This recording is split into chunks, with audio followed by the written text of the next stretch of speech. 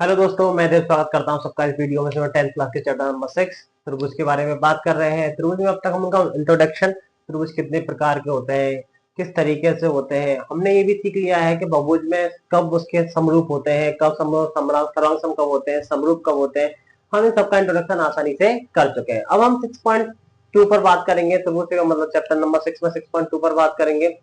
उसमें सबसे most important प्रमेय पर ही वर्क करेंगे। प्रमेय नंबर 9.2 है, उस पर वर्क करेंगे। सबसे पहले जो हमने सिखाया उसको एक बार जान लेते हैं, रिपीट करते थे तो हमारे काम की चीज है। देखो, देखिए ध्यान से।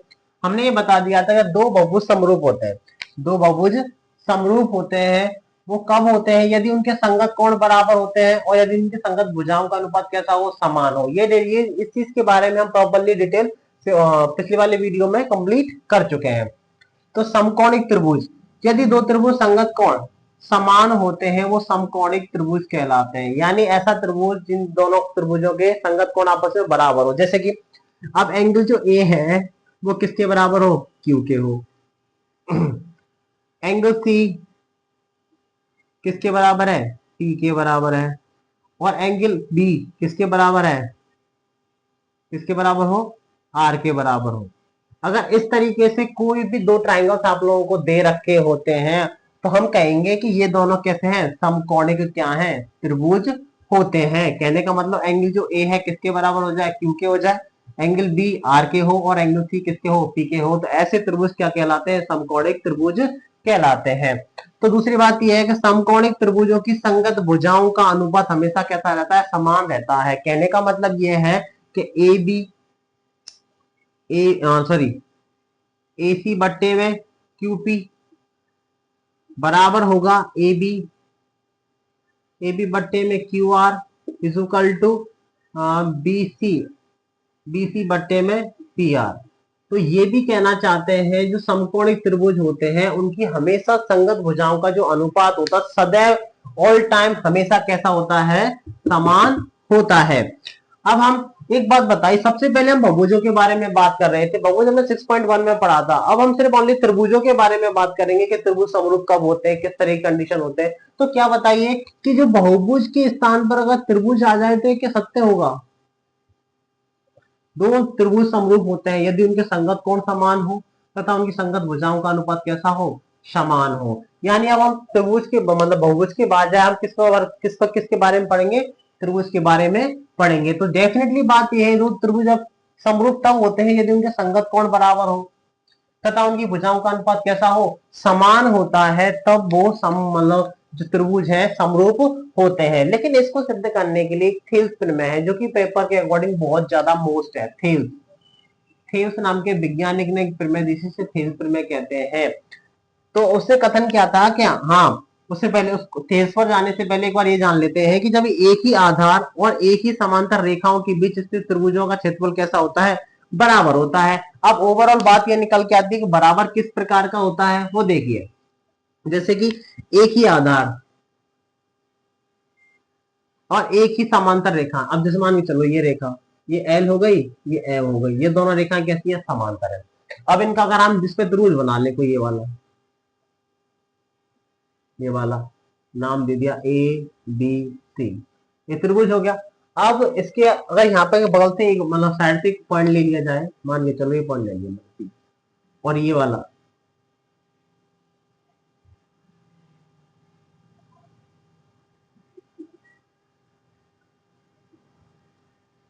ये पॉइंट ले लिया, तो देखो ध्यान से देखने वाली बात है कि अगर हमारे पास में एक ही आधार हो, अब इन दोनों त्रिभुजों का आधार बी सी एक ही तो है, एक ही आधार हो, तो समांतर रेखाएं भी एक ही हो, समांतर हो। तो त्रिभुज ए बी सी का क्षेत्रफल बराबर होगा त्रिभुज पी बी सी का क्षेत्रफल। इस तरीके से आप कई सारे त्रिभुज पॉइंट ले सकते हैं, अलग अलग त्रिभुज बना सकते हैं। तो अगर एक ही आधार हो, एक ही आधार हो, दोनों समांतर रेखाएं आपस में एक दूसरे के, दो रेखाएं एक दूसरे के समांतर होती हो, तो प्रत्येक त्रिभुज का जो क्षेत्रफल आएगा वो क्या हो जाएगा? इक्वल होता है। ये प्रमेय 9.2 कहती है। अब इसके बाद में इसका सारा अनुवादित जो प्रमेय होती है थेल्स प्रमेय, जो पेपर के अकॉर्डिंग बहुत ज्यादा मोस्ट इंपोर्टेंट है, उस पर वर्क करेंगे। ये मैंने तुम्हें समझा दिया कि इस तरीके से होंगे और किस तरीके से होंगे वो थेल्स प्रमेय भी प्रूव करते हैं। आइए आगे देखते हैं। हाँ तो फ्रेंड, अब ये आपकी जो थेल्स प्रमेय दे रखी है आपको, इसे थेल्स प्रमेय भी बोलता है। क्या बोलते हैं इसको? थील्स प्रमेय। थील्स प्रमेय, थील्स प्रमेय बोला जाता है। ये प्रमेय क्या कहती है वो देखते हैं, फिर आगे वर्क करेंगे। यदि किसी त्रिभुज की एक भुजा के समांतर, कोई आपने त्रिभुज ले रखा है,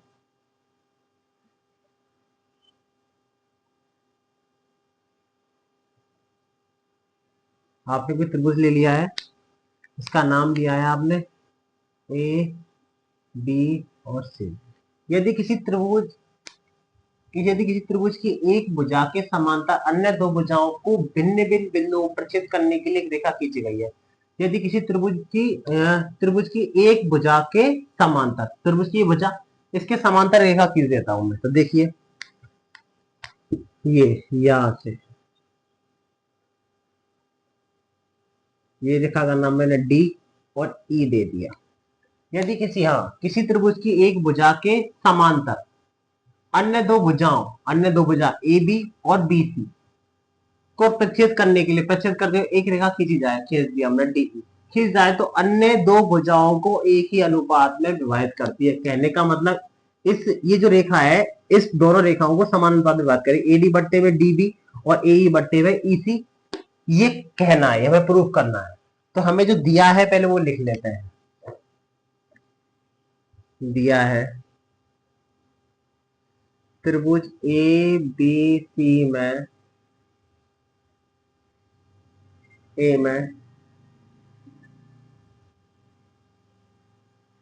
बी सी के समांतर बीई एक रेखा खींची है। बीई समांतर किसके, ये तो बोला था समांतर रेखा खींची है, जो कि ए बी और ए डी को प्रच्छेद करते हुए, जो ए डी को सॉरी ए बी को डी बिंदु पर तथा ए सी को ई बिंदु पर प्रतिच्छेद करती है, प्रतिच्छेद करती है। इसके बाद में अब हमें क्या करना है?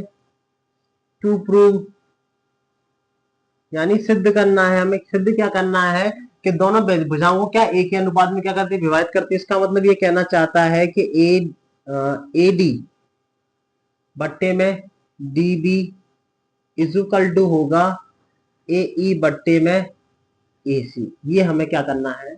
सिद्ध करना है इस प्रमेय के अकॉर्डिंग। तो पहले रचना और कर लेते हैं, इसको थोड़ा और सजा लेते हैं। क्या किया है हमें रचना में? रचना में गौर से देखा जाए तो हमने ये किया है कि बी को ई से मिलाया और डी को सी से मिलाया और भुजा डी से ए सी पे लंब डाला है और भुजा ई से, बिंदु ई से किससे, ए बी रेखा पे क्या डाल दिया है? लंब डाल दिया है। तो इसके नाम ए बी सी डी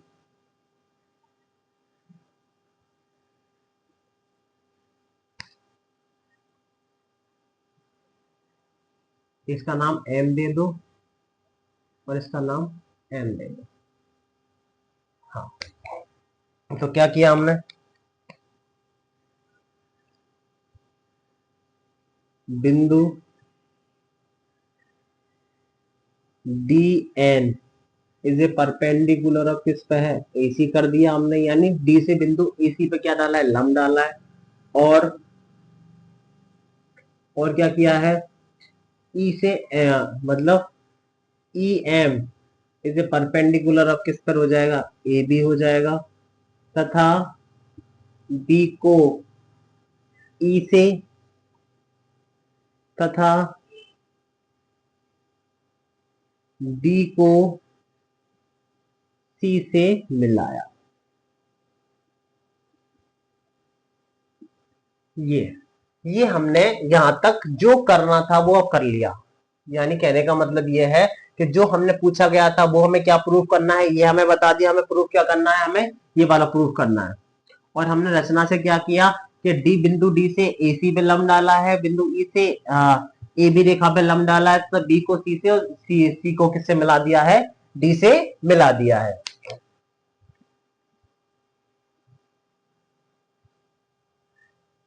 हाँ, तो अब जब हम इसके एंगल्स निकालेंगे तो मतलब किस तरीके से निकालेंगे, अभी अभी हमने पढ़ा था, एक कथन पढ़ा था, उसमें बताया था कि अभी 9.2 लिख रहा था, उसमें बताया दो समांतर रेखाएं तो एक ही आधार के बने त्रिभुजों का जो क्षेत्रफल होता है वो कैसा होता है, इक्वल होता है। तो देखिए हम देखते हैं। हाँ, तो अब हम इसका प्रूफ देखेंगे, तो प्रूफ क्या है, प्रूफ देखते हैं। प्रूफ हमने अभी अभी जो प्रमेय लिखी थी उसमें एक कथन था कि दो भुजाओं, समांतर भुजाओं के मध्य में जो ट्रायंगल होते हैं उनके मतलब जो एरिया हम निकालेंगे उस पर वर्क करने हैं, उसी हिसाब से इस पर वर्क करेंगे। तो देखिए सबसे पहले क्या करते हैं, हम ट्रायंगल का एरिया निकालते हैं। सबसे पहले लेते हैं कि त्रिभुज ए डी ई का क्षेत्रफल, ए डी ई का क्षेत्रफल क्या होता है, 1/2 आधार इंटू में क्या हो जाएगा, ऊंचाई। अब गौर से देखने वाली बात है कि अगर ए डी ई लिया है तो इसका आधार क्या बनेगा, एडी बनेगा, एडी। और इसकी जो ऊंचाई जिस बिंदु से इस पे लंब डाला गया ई एम, तो ई एम इसकी क्या बनेगी, ऊंचाई बन जाती है। अब इसी तरीके से देखो त्रिभुज बी डी ई का क्षेत्रफल, अब बीईडी का क्षेत्रफल निकालेंगे तो वही 1/2 आधार इंटू में क्या हो जाएगा, ऊंचाई हो जाता है। तो 1/2 आधार क्या बनेगा इसका, देखो कभी कभी हमारे पास में जो कि आपने देखा होगा कि बड़े बड़े ट्रायंगल्स आ जाते हैं, मतलब अधिक कोण त्रिभुज होते हैं। अधिक कोण त्रिभुजों पे जब हम किसी रेखा से लंब डालते हैं तो ये त्रिभुज से क्या हो जाता है, भार हो जाता है। क्या हो जाता है, भार। अगर इस तरीके से मान के चलो कोई त्रिभुज बन रहा है और इस पे लंब डाला गया है, अब मान के चलो इस पॉइंट से लंब डालेंगे तो त्रिभुज के कैसा आएगा, ये बाहरी तो आएगा। तो इसका मतलब ये इसका जो आधार क्या बनेगा, बीडी बनेगा, और इसकी ऊंचाई कितनी बनेगी, ई एम। इसकी ऊंचाई कितनी बनेगी आपकी, ई एम बन जाती है। अब त्रिभुज किसका, अब इस वाले आधार से लेते हैं त्रिभुज ए डी ई का क्षेत्रफल।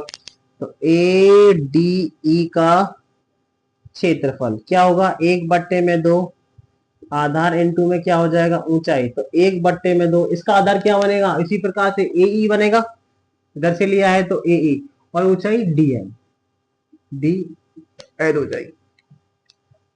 और त्रिभुज इधर से डी ई सी का क्षेत्रफल, डी ई सी का क्षेत्रफल क्या होगा, 1/2 आधार इंटू में क्या हो जाएगा, ऊंचाई। तो 1/2। अब उसी जैसे इसमें लिया था इसी इधर लेंगे तो आधार क्या बनेगा इसका, ईसी, ईसी लेंगे, ईसी आधार हो जाएगा, और ऊंचाई कितनी हो जाएगी, डीएम। ये 1, ये 2, ये 3, ये 4, इसको हाँ इसको ये भी मत दो, कोई दिक्कत वाली बात नहीं है। तो आई होप आप लोगों को यहाँ तक ये समझ में आया होगा कि हमने इन सभी का एरिया किस तरीके से लिया है। पहले हमने ये वाला लिया था इसका, तो इस पे ये वाला लंब डाल दिया था ई एम, और इस वाले अगर एडीई पे लेंगे तो इस वाले आधार को लेते हुए क्या लग जाएगा, एडी इंटू ई एम हो जाएगा। इसका बीडीई में लेंगे तो बीडी इसका आधार बनेगा, लंब कितना बनेगा, ई एम। मैंने अभी बताया ना साधिक कोण त्रिभुज के अकॉर्डिंग। यहाँ तक करने के बाद में अब इनको हमें अनुपात में लिखना है, क्योंकि इसमें साफ साफ बोला है कि अनुपात में विभाजित करना है हमको। तो कैसे लिखोगे, यहाँ लिखता हूं। तो देखो, तो एक ही आधार पर बने त्रिभुजों का एरिया कैसा होता है, समान हो, मतलब अनुपात कैसा होता है, समान होते थे। लिखेंगे त्रिभुज ए डी ई का क्षेत्रफल बट्टे में त्रिभुज बी डी ई का क्षेत्रफल कितना हो जाएगा, बी डी ई का क्षेत्रफल। तो एडीई का मान कितना था हमारा, 1/2। एडी कितना था, एडी इंटू में ई एम, एडी इंटू में ई एम बट्टे 1/2, ये कितना हो जाएगा, बी डी इंटू में ई एम। अब गौर से देखें तो ई एम से तो ई एम जा रहा है, ई एम से ई एम गया, तो हमारे पास, और 1/2 से 1/2 गया, तो क्या बचेगा हमारे पास में, ए डी अपॉन कितना हो जाएगा, बी डी। इसको समीकरण नंबर मैंने कितना नाम दे दिया है, 1 नाम दे दिया। अब इसी प्रकार हम और दो त्रिभुज निकाले तो उनका क्षेत्रफल निकालेंगे तो क्या देंगे, त्रिभुज ए डी ई का क्षेत्रफल बट्टे त्रिभुज डी ई सी का क्षेत्रफल बराबर। तो इसका मतलब कितना, इसका इतना आया था 1/2, आधार कितना था इस पर ए ई, क्योंकि इधर वाले ले रहे हैं हम, तो ए ई इंटू में कितना हो जाएगा डी एन बट्टे में 1/2 कितना हो जाएगा ई सी इंटू डी एन। तो डीएन से डीएन चला जाएगा, इस डीएन से डीएन गया और 1/2 से 1/2 गया, तो इसका जो क्षेत्रफल का जो आएगा अनुपात कितना आ जाएगा, ए ई बट्टे में कितना हो जाएगा ई सी। इक्वेशन नंबर इसको क्या नाम दे देंगे 2।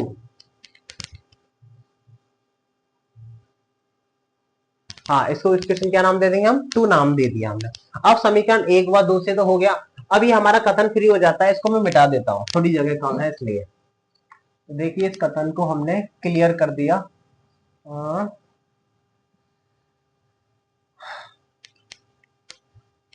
क्योंकि हमने प्रूफ लिख लिया है इसका।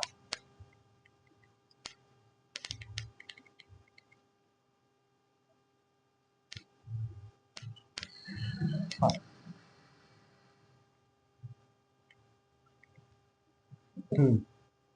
तो गौर से देखें, अब एक बात गौर से देखिए वाली बात यह है कि जब दो भुजा आपस में समांतर, इसमें साफ दे रखा है, जो ये दे रखा ना बीसी समांतर किसके है डी के, यानी बीई जो रेखा है ना बीई बीसी रेखा किसके डी समांतर है, यानी दो समांतर रेखाओं तथा एक ही आधार पर बने त्रिभुजों का जो क्षेत्रफल होता है वो कैसा होता है, समान होता है। तो इसका मतलब था, हाँ हम जानते हैं दो समांतर रेखा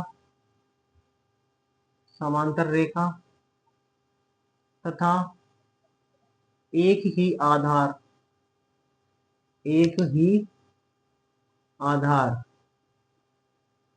पर बने त्रिभुजों का क्षेत्रफल कैसा होता है, समान होता है,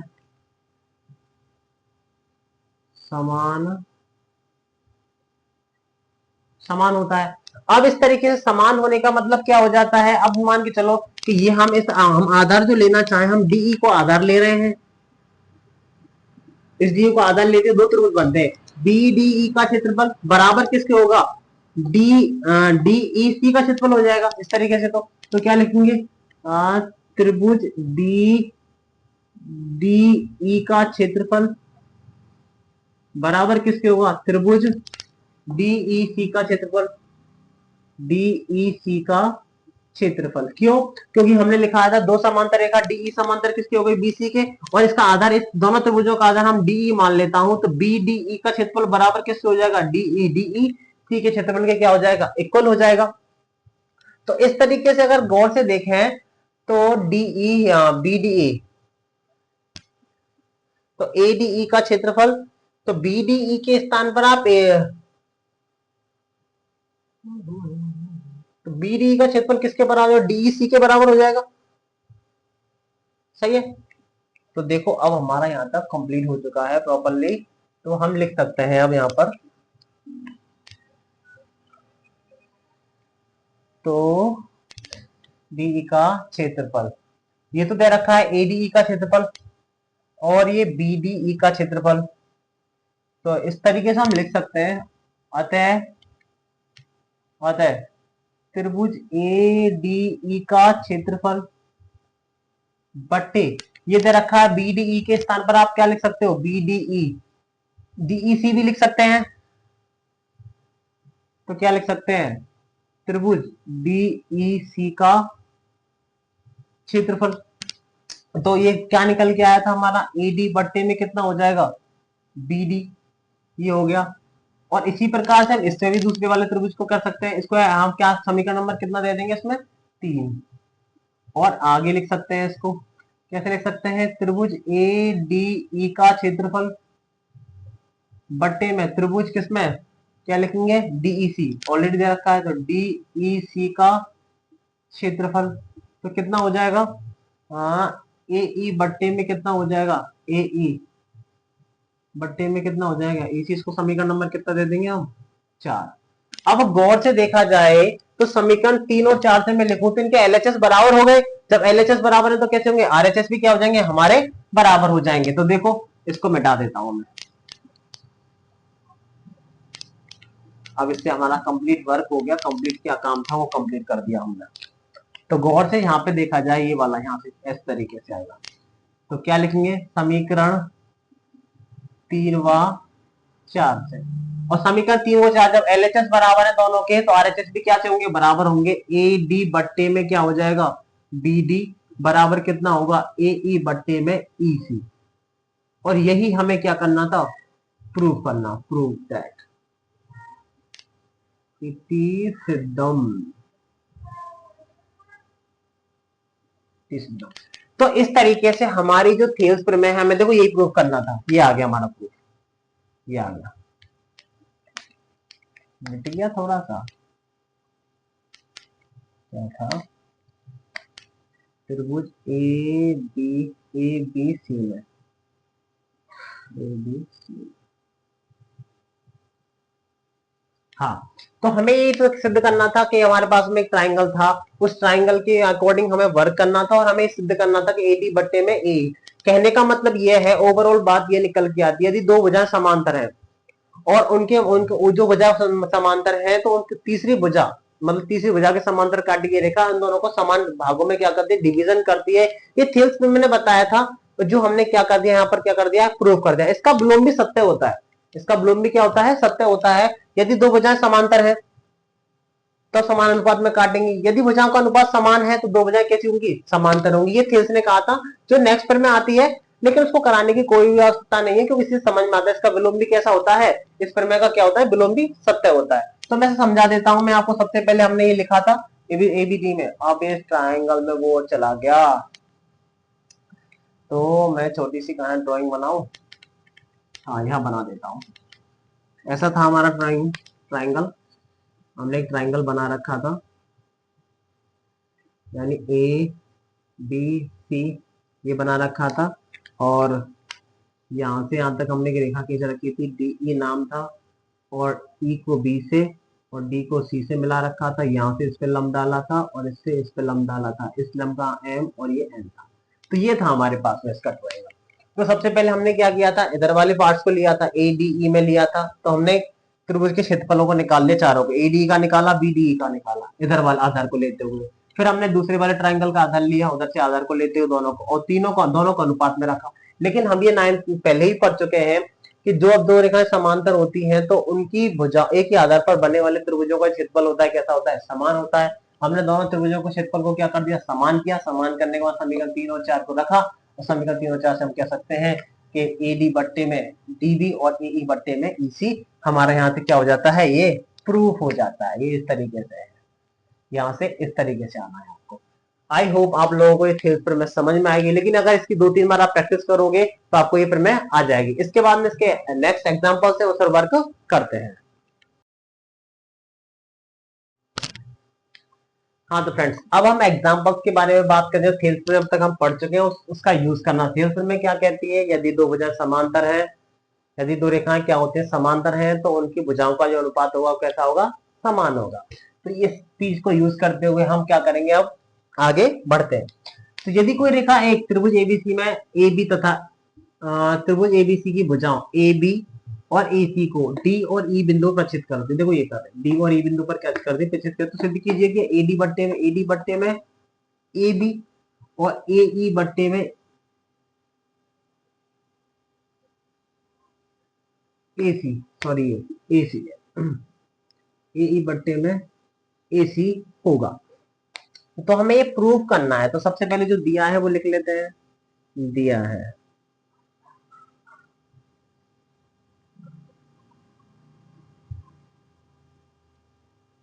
त्रिभुज ए बी सी में ए बी और ए सी को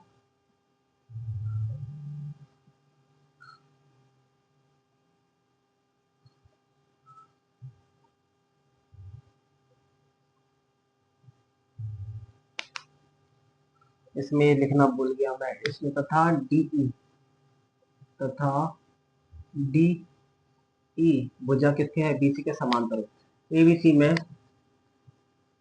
भुजा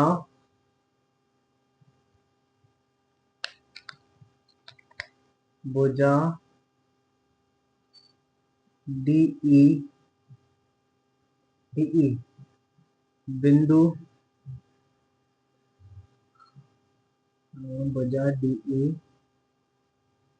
रेखा ए बी तथा एसी को बिंदु डी क्रमशः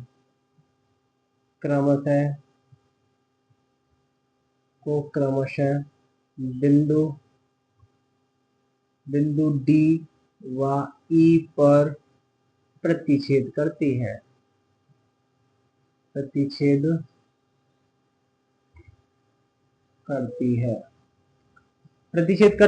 और तथा इसमें क्या और तथा क्या दे रखा है इसमें कि डीई जो समांतर किसके है, वो आपकी बीसी के क्या है, समांतर है। तो टू प्रूफ आपको सिद्ध करना है,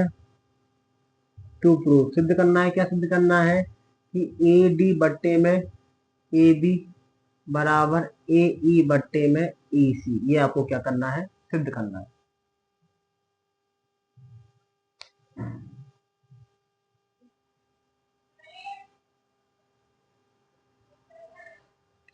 तो टू प्रूफ हमें सिद्ध क्या करना है, एडी बट्टे में डीबी बराबर एडी बट्टे में एबी बराबर ए बट्टे में ई सी। तो देखिए ध्यान से, अब प्रूफ देखते हैं। प्रूफ हमें दिया है त्रिभुज एबीसी में डीई समांतर किसके दे रखा है, बीसी के। अब डीई समांतर हमें अभी थेल्स प्रमेय पढ़ा है, डीई समांतर अगर बीसी होती है तो प्रमेय यहां लिख रहा हूं थेल्स प्रमेय से, किससे है, थेल्स प्रमेय से। अगर हमारे पास में ये रेखा इसके समांतर है, इनकी भुजाओं का अनुपात कैसा होगा, समान होगा। तो कैसे लिख सकते हैं इसको, थेल्स प्रमेय से। तो क्या से लिखेंगे, ए डी बट्टे में डी बी बराबर किसकी होगा, ए ई बट्टे में ई सी।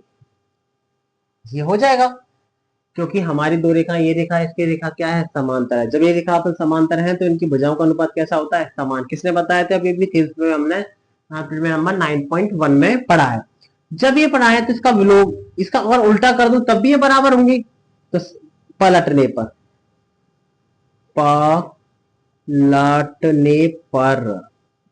अगर आप इन्हें पलटते हो तो हमारे पास में क्या आएगा, डी बी अपॉन क्या हो जाएगा, ए डी बराबर ए ई बट्टे में क्या हो जाएगा, ई सी। या लिखता हूं, दोनों तरफ एक जोड़ने पर, तो एक जोड़ते हैं तो क्या होगा, डी बी बट्टे में ए डी प्लस का 1 इजुकल टू ए ई बट्टे में ई सी प्लस का 1। दोनों ऐड करो। कुछ मिस्टेक की है क्या, अरे इसको तो पलटा ही नहीं है, सॉरी ई सी बट्टे में ए ई, और यहाँ पर भी हो जाएगा कितना, ई सी बट्टे में ए ई प्लस का 1। हाँ, तो इनके एलसीएम लेंगे तो एलसीएम इसके नीचे एक माना, इसके नीचे एलसीएम मान लेंगे तो यहाँ पर कितना आ जाएगा, एडी आ जाएगा। तो एडी एलसीएम आएगा तो यहाँ पर डीबी बनेगा और प्लस इधर से कितना हो जाएगा, एडी इक्वल टू। इसी प्रकार यहाँ पर एलसीएम कितना आएगा, ए ई आएगा, और क्या हो जाएगा, यहाँ तो ई सी बचेगा और 1 से डिवाइड करने पर ए ई। अब गौर से देखने वाली बात यह है कि डीबी प्लस एडी मिलके क्या बनेगा, ए बी बनेगा। तो ये क्या हो जाएगा, इसको हम लिख सकते हैं ए बी बट्टे में A D is equal to E C plus A E मिलके क्या बनेगा, ए सी बट्टे में ए ई। इसको थोड़ा सही कर देते हैं, ये तो चाहता था। दोबारा पलटने पर पलटो तो क्या लिख सकते हैं इसको, ए डी बट्टे में ए बी बराबर ए ई बट्टे में ए सी। यही तो चाहता था वो प्रूफ, वही हम ले आए, यही हमें प्रूफ करना था। तो सबसे पहले हमने क्या किया, थेल्स प्रमेय का यूज किया। ये रेखा इसके समांतर है तो भुजाओं का अनुपात कैसा किया था, समान। फिर उसमें चाहता था कि ए डी बट्टे में ए बी चाहता था, हमें ए बी चाहिए था, डी बी नहीं चाहिए था, ए बी चाहिए था। तो हमने क्या, इनको पलटने पर दोनों तरफ क्या 1 ऐड किया, एलसीएम लिया और इसको दोबारा से सही पलट दिया। आई होप आप लोगों को एग्जाम्पल नंबर फर्स्ट समझ में आएगा, बहुत इंपॉर्टेंट एग्जाम्पल है। इसके बाद में एग्जाम्पल नंबर 2 है, उस पर वर्क करते हैं। एग्जाम्पल नंबर 2 हमें क्या दे रखा है वो देखते हैं कि एबीसीडी एक समलंब चतुर्भुज, जो ए बी सी डी हमें क्या दे रखा है, समलंब चतुर्भुज दे रखा है। इसमें कि ए बी समांतर किसके है, डीसी के है, यानी ए बी जो रेखा है वो किसके समांतर है, डीसी के समांतर है। असमांतर रेखा ए डी और बीसी पर क्रम से बिंदु ई और एफ स्थित है, यानी ए डी और बीसी पर दो बिंदु ई और एफ स्थित है। इस प्रकार है कि ई एफ भुजा ए बी के समांतर है, यानी ई एफ भुजा किसके समांतर है, ए बी के समान। दर्शाइए कि ए ई बट्टे में ई डी बराबर बी एफ बट्टे में सी डी, यानी ए ई अपॉन ई डी और बी एफ अपॉन ए सी हमें क्या करना है, प्रूव करना है। तो दिया है वो लिख लेते हैं एक बार पहले। तो क्या दिया है, दिया है ए बी सी डी एक समलंब चतुर्भुज है। जो एबीसीडी क्या है, एक समलंब चतुर्भुज है, और ए बी समांतर किसके दे रखा है, डीसी के दे रखा है, तथा जो ई एफ है, ई एफ समांतर किसके है, ए बी के है। जब एक बात बताओ कि जब ए बी समांतर सी डी है और ई एफ समांतर ए बी है, तो जब ये भी तो इसके समांतर होगी, क्योंकि अगर दो रेखा आपस में परस्पर समांतर होती है, उनकी जो परस्पर जो रेखाएं होती है वो भी कैसी होती है, समांतर। इसीलिए क्या हो जाएगा, जो ई एफ है वो किसके समांतर हो जाएगी, सी डी सी के समांतर, यानी ये इसके समांतर, ये इसके समान, मतलब ये इसके, मतलब ये वाली रेखा इस रेखा के समांतर है और ये वाली रेखा इस रेखा के समांतर है, तो ये वाली रेखा भी किसके समांतर होगी, इसके समांतर होगी। अब यहां तक हो जाता है। इसके बाद में आपको ट्रू प्रूफ सिद्ध क्या करना है, आपको सिद्ध क्या करना है, हमें सिद्ध ये करना है कि A E upon E D बराबर B F, sorry B F upon क्या हो जाएगा, एफ सी, ये सिद्ध करना है। तो सबसे पहले एक रचना कर लेता हूं, रचना कंस्ट्रक्शन। रचना, ए को सी से मिलाया, हमने ए को क्या किया, सी से मिला दिया, और ये जी बिंदु पर क्या करता है, यानी ए को सी से मिलाया,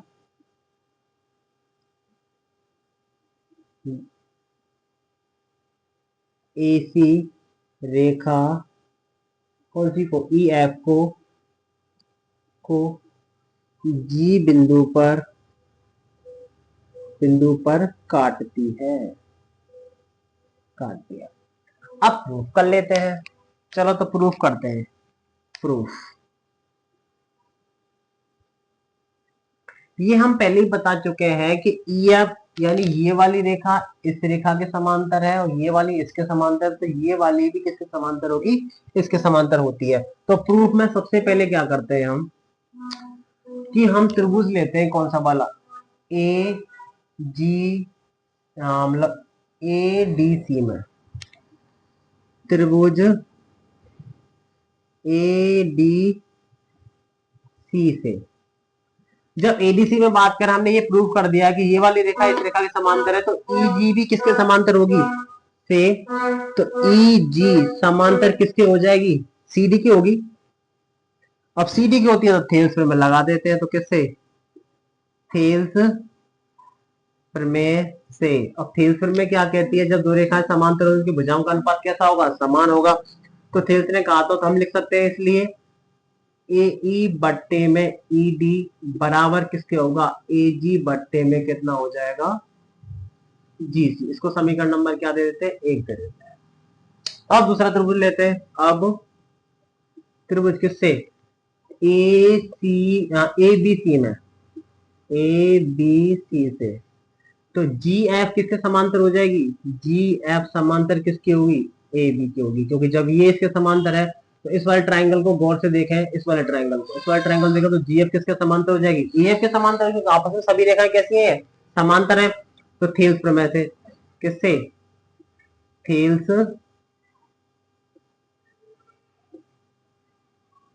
थेल्स प्रमेय से, थेल्स में क्या कहती है, थेल्स में ये कहेगी कि बी एफ अपॉन कितना हो जाएगा, एफ सी बराबर किसके होगा, ए जी बट्टे में कितना हो जाएगा, जी सी। समीकरण नंबर 2।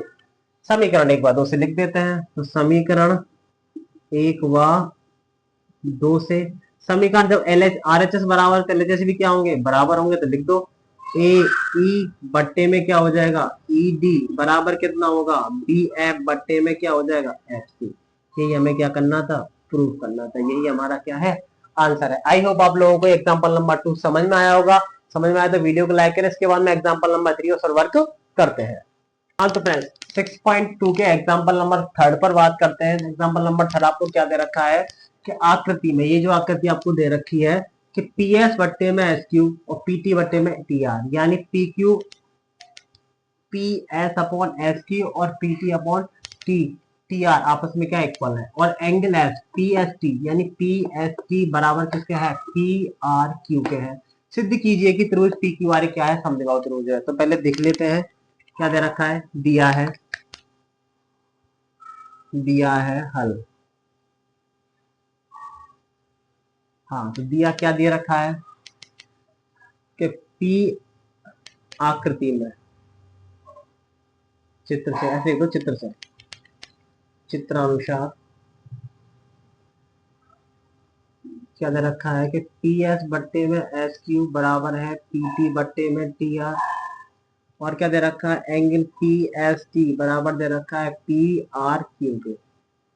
तो टू प्रूफ सिद्ध क्या करना है, त्रिभुज पी क्यू आर एक समद्विबाहु त्रिभुज है। अब समद्विबाहु त्रिभुज कब होते हैं, इसका मतलब ये है, ये कहना चाहता है कि पी क्यू बराबर किसके हो जाए, पी आर के हो जाए, तो हम कह सकते हैं कि पी क्यू आर क्या है, समद्विबाहु त्रिभुज है। तो प्रूफ देखते हैं, आप प्रूफ करते हैं, प्रूफ प्रूफ प्रूफ। तो देखो पी एस त्रिभुज पी क्यू आर में क्या दे रखा है कि पी एस बट्टे में एस क्यू बराबर क्या दे रखा है, पी टी बट्टे में टी आर। जब हमारी भुजाओं का अनुपात बराबर दे रखा है तो थेल्स प्रमेय के विलोम से, किससे, थेल्स प्रमेय के विलोम से, थेल्स प्रमेय के विलोम से, थेल्स प्रमेय का विलोम ये कहता है यदि भुजाओं का अनुपात समान है तो भुजाएं आपस में क्या हो जाएंगी, समांतर हो जाएंगी। इसका मतलब ये हो जाएगा कि एस टी पैरेलल किसके हो जाएगी, क्यू आर के। ये चीज क्लियर हो जाती है जब ये रेखा इस रेखा के क्या हो जाएगी, समांतर हो जाएगी। जब ये दोनों रेखा आपस में समांतर होती है, इस तरीके से कोई दो रेखा समांतर होती है, तो इसके पास बनने वाले जो संगत कोण है वो आपस में क्या होते हैं, बराबर होते हैं। जब ये रेखा हमने ये रेखा क्या हो समांतर सिद्ध कर दी, इसका मतलब ये वाला एंगल और ये वाला एंगल ये कैसे कोण कहलाएंगे, संगत कोण कहलाएंगे। अब ये एक तिर्यक रेखा मान सकते हैं इसको। अगर इसको मैं आगे बढ़ाता हूँ, इसको थोड़ा सा आगे की तरफ पुश करता हूँ, तो इसका मतलब ये तो हो जाती है तिर्यक रेखा, ये रेखा इस रेखा के समांतर हो गई, और तिर्यक रेखा के एक ही ओर बनने वाले संगत कोण आपस में क्या होते हैं, बराबर होते हैं। तो कह सकते हैं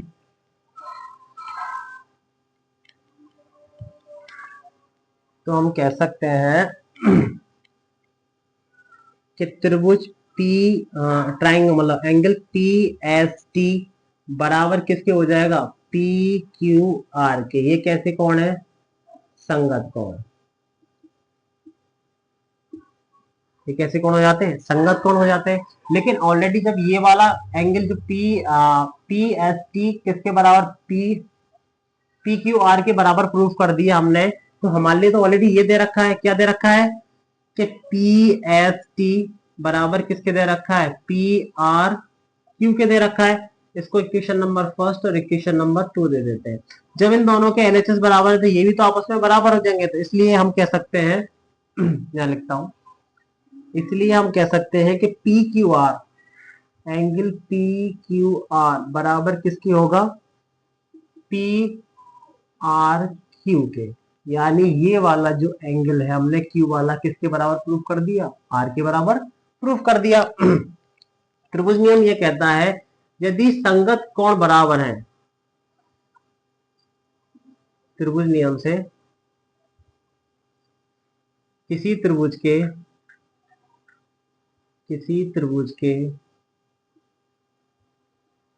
के संगत कोण